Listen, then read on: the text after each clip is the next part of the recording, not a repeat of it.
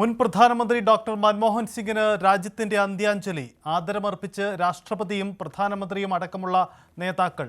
സംസ്കാരം നാളെ രാവിലെ 10:30-ന്. അന്ത്യവിശ്രമം രാജ്ഘട്ടിന് സമീപം.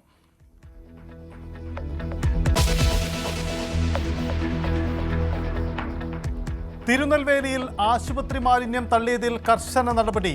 കരാർ കമ്പനിയെ 3 വർഷത്തേക്ക് കരിമ്പട്ടികയിൽപ്പെടുത്തി. നടപടി സംസ്ഥാന ശുചിത്വ മിഷന്റേത്.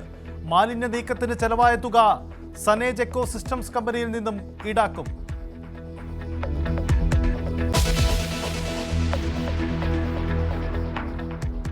BJP സംസ്ഥാന അധ്യക്ഷ പദവിയിൽ കെ സുരേന്ദ്രന് തുടരാൻ വഴിയൊരുങ്ങുന്നു. 5 വർഷം ഒരു ടേണായി പരിഗണിക്കാനുള്ള കേന്ദ്ര തീരുമാനം തുണച്ചേക്കും. പ്രതിഷേധിച്ച് കൃഷ്ണദാസ് പക്ഷം യോഗത്തിൽ നിന്നും ഇറങ്ങിപ്പോയി.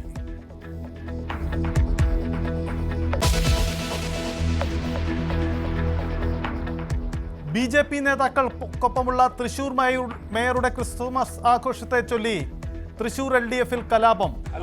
MM വർഗീസും VS സുനിൽകുമാറും നേർക്കുനേർ. തൃശൂർ മേയർക്ക് മാത്രം പ്രത്യേകം കേക്ക് കൊണ്ടുകൊടുക്കുന്നത് വഴിതെറ്റി വന്ന് കേക്ക് കൊടുത്തിട്ടുള്ളതല്ല. സുനിൽകുമാർ അങ്ങനെ പറയുന്നതിന്റെ അർത്ഥം എന്താണെന്ന് വെച്ചാൽ സുനിൽകുമാറിന് ഇപ്പൊ എന്തും പറയാം, കാരണം പുറത്താ നിൽക്കണേ. ഞാൻ ഒരു ചട്ടക്കൂടിൽ നിൽക്കുന്നതാണ്. സുനിൽകുമാറിന് തോറ്റതിന്റെ ചൊരുക്ക് തീർന്നിട്ടില്ലെന്ന് കെ സുരേന്ദ്രൻ. വിഭാഗീയത രൂക്ഷമായ പത്തനംതിട്ടയിൽ CPM ജില്ലാ സമ്മേളനത്തിന് തുടക്കം.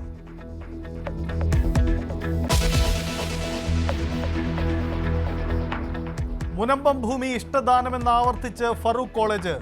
വഖഫ് സംരക്ഷണ സമിതി കേസിൽ കക്ഷി ചേരുന്നതിൽ എതിർപ്പ്. നിർണായക രേഖകൾ ഹാജരാക്കാൻ വഖഫ് ട്രിബ്യൂണൽ നിർദ്ദേശം. വയനാട് ടൗൺഷിപ്പിനായി എസ്റ്റേറ്റ് ഭൂമി ഏറ്റെടുക്കാമെന്ന് ഹൈക്കോടതി. പുനരധിവാസത്തിന് ഊർജ്ജം നൽകുന്ന നടപടിയെന്ന് മന്ത്രി കെ രാജൻ.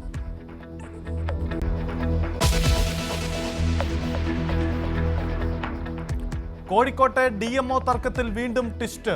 കെ രാജേന്ദ്രന് തൽക്കാലം തുടരാമെന്ന് ഹൈക്കോടതി. 3 ദിവസം കൊണ്ട് കസേര നഷ്ടമായി ഡോക്ടർ ആശാദേവി.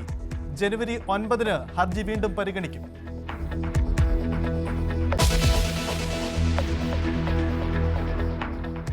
മൽബൺ ക്രിക്കറ്റ് ടെസ്റ്റിൽ ഇന്ത്യക്ക് തകർച്ച. മുൻനിര വിക്കറ്റുകൾ നഷ്ടം. സന്തോഷ് ട്രോഫിയിൽ ജമ്മു കാശ്മീരിനെ തോൽപ്പിച്ച് കേരളം സെമിയിൽ.